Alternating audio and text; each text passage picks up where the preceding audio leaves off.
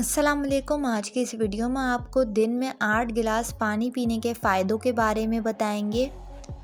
थकावट को कम करता है, याददाश्त तेज़ करने में मदद देता है।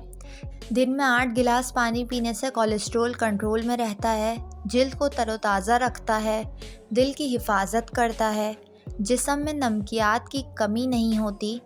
8 गिलास पानी पीने से आपका निज़ाम हाज़मा बेहतर होता है, फासिद मादों को रफ़ा करता है, खून की रवानी को बेहतर बनाता है, ज़हनी कमज़ोरी से निजात मिलती है।